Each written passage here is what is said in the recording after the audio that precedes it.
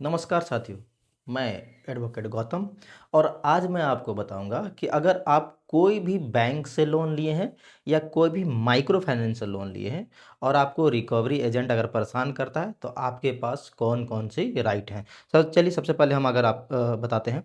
ये हमारे स्क्रीन में देख रहे हैं कि रिकवरी एजेंट की गुंडागर्दी से कैसे बचे, डरे नहीं अपने अधिकार को जाने। सबसे पहले ये देखिए, लोन न चुका पाना अपराध नहीं है। लोन न चुका पाना अपराध नहीं है। अपराध क्यों नहीं है? क्योंकि लोन न चुका पाना यह एक सिविल मामला आता है, न कि क्रिमिनल। आप यहाँ पे देखिए, ये लोन न चुका पाना यह एक सिविल मामला है और कोई भी सिविल मामला में गिरफ्तारी नहीं होती है। अगर आप कानून के थोड़ा बहुत भी जानकार रखते होंगे तो सबसे पहले जानिए, ईएमआई बाउंस होना यह एक आर्थिक समस्या है। कोई भी ईएमआई बाउंस होना यह आर्थिक समस्या है, यह सिविल केस में आता है। यहाँ देखिए, एक पॉइंट देखिए। दूसरा पॉइंट देखिए, भारत का कानून आपको सम्मान से जीने का अधिकार देता है। अगर आप लोन लिए हैं तो भारत का कानून आपको सम्मान से जीने का अधिकार देता है। कोई भी बैंक आपको क्रिमिनल की तरह ट्रीट नहीं कर सकती। अगर आप लोन लिए हैं तो कोई भी बैंक हो या माइक्रो फाइनेंस हो, आपको क्रिमिनल की तरह ट्रीट नहीं कर सकती। चलिए सबसे पहले, अगर कोई भी एजेंट आपके घर आता है लोन रिकवर करने, कोई भी लोन रिकवरी एजेंट आपके घर आता है तो कुछ नियम है वो आपको उनसे मांगना है। सबसे पहले आप उनसे आईडी कार्ड मांगिए। ये देखिए, अगर कोई भी एजेंट आपके घर आता है तो सबसे पहले जिसका है ना, वो micro finance loan recovery agent हो या फिर बैंक से हो या फिर कोई गाड़ी आपका सीजर हो, कोई भी आता है सबसे पहले उससे आईडी कार्ड मांगिए। आईडी कार्ड ओरिजिनल होना चाहिए, जो बैंक या फिर कोई भी कंपनी ऑथराइज किया हो। दूसरा सबसे बड़ी बात कि ऑथराइजेशन लेटर, ऑथराइजेशन लेटर उनसे लेना है।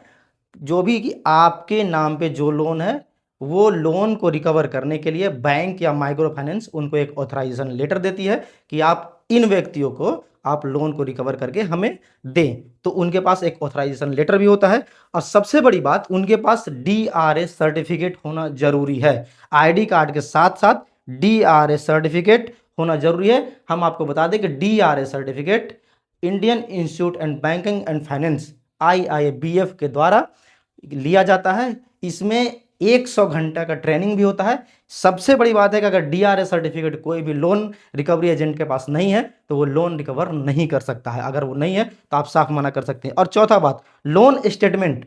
अगर कोई भी लोन रिकवरी एजेंट आपके पास आया है लोन रिकवर करने, तो उनसे अपना बैंक का लोन स्टेटमेंट मांगिए। साथ में उनके पास लोन कितना बचा है, कितना बाकी मतलब दिया गया है, वो पूरा स्टेटमेंट होना चाहिए। अगर ये चार कागज उनके पास नहीं है तो, अगर ये चार कागज उनके पास नहीं है तो नो डॉक्यूमेंट नो टॉक। आपके पास अगर उनके पास चार डॉक्यूमेंट नहीं है तो आप उनको सीधे बोलिए कि हम आपसे बात नहीं करेंगे, आप सीधे हमारे घर से चले जाइए। आरबीआई का नियम है, इसमें आरबीआई का सख्त नियम है कि सुबह 8 बजे से शाम को 7 बजे के बाद कोई भी लोन रिकवरी एजेंट आपके घर नहीं आएंगे और न वो कॉल करेंगे। अगर कोई भी micro finance agent, loan recovery agent या फिर कोई भी बैंक का लोन रिकवरी एजेंट अगर सुबह 8 बजे के बाद मतलब पहले और रात रात के मतलब शाम को 7 बजे के बाद अगर कोई फ़ोन करता है या फिर कॉल करता है या फिर आपके घर आता है तो आप उनसे बात मत करिए। आप उनको मतलब वो कर सकते हैं। और देखिए, अगर कोई भी लोन रिकवरी एजेंट आपके साथ गाली गलौज करता है, बदसलूकी करता है, तो भी आप उनसे बात न करें। और कोई भी एक और राइट है आपके पास कि कोई भी लोन रिकवरी एजेंट आपके लोन के बारे में न कोई रिश्तेदार को बताएगा, न कोई कलीग को बताएगा, न आपके ऑफिस के कोई भी स्टाफ को बताएगा कि इनके ऊपर इतना लोन है। अगर वो है तो यह कानूनी अपराध है अगर कोई ऐसा करता है तो। बिना इजाज़त कोई भी लोन रिकवरी एजेंट आपके घर में आता है, बिना इजाज़त कोई भी लोन रिकवरी एजेंट आपके घर में आता है तो वो भारतीय न्याय संहिता यानी बीएनएस के धारा 329 का उल्लंघन करता है। और बीएनएस के धारा 329 क्या बोलता है? ये हाउस ट्रेस पास है। अगर कोई भी एजेंट हाउस ट्रेस पास करता है तो उसको 1 साल तक की जेल और 5,000 रुपया जुर्माना। देखिए यहाँ पे पीछे हम बताया गया है, उसको 1 साल का जेल और 5,000 का जुर्माना।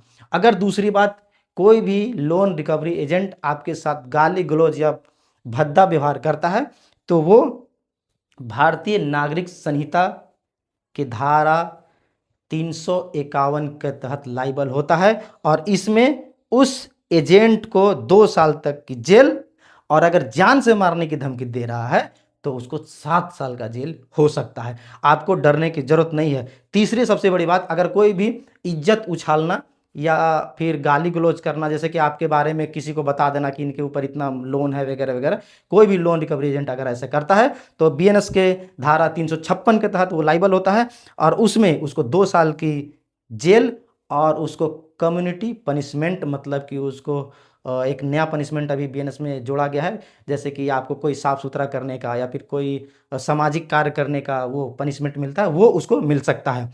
अब आपको ये जो हमारे पीछे जो सजा का जो लिस्ट चार्ट दिख रहा है, आप इसको स्क्रीनशॉट ले सकते हैं, हम हट जा रहे हैं। ये आप अपने पास मोबाइल में रख लीजिए। एजेंट का अपराध है, अगर वो करता है तो आप इस बीएनएस के धारा के तहत उसको आप एफआईआर करवा सकते हैं। और सबसे बड़ी बात कि आप करवाएंगे कैसे उसके तहत, तो अगर वो लोन एजेंट आपके पास कॉल करता है और वो गाली गलौज करता है या भद्दी भद्दी बातें बोलता है, तो आप उसका कॉल को रिकॉर्ड कर लीजिए, उसके कॉल को रिकॉर्ड कर लीजिए। रिकॉर्ड करने के बाद अगर उससे काम नहीं बनता, वो आपके घर पे आ गया, तो आप उसका वीडियोग्राफी कर लीजिए। वीडियोग्राफी करने के बाद आप सीधा पुलिस स्टेशन जाइए, या तो फिर अगर पुलिस स्टेशन से काम नहीं बनता है तो आप ऑनलाइन आरबीआई के ओम्बुड्समैन के पास इसके शिकायत कर सकते हैं। उसके लिए सबसे पहले आपको जाना पड़ेगा ऑनलाइन आरबीआई के ऑनलाइन पोर्टल पे, वहां पे लिखना होगा cms.rbi.org.in। आपको इस पे जाना है। इस पे जाने के बाद आप वहां पे अपना कंप्लेन दर्ज करा सकते हैं। और सारी बातों की जानकारी लेते हुए हम आपको एक बार फिर से कहेंगे कि कानून को जानिए, अपने अधिकारों को जानिए, सतर्क रहें। जय हिंद, जय भारत।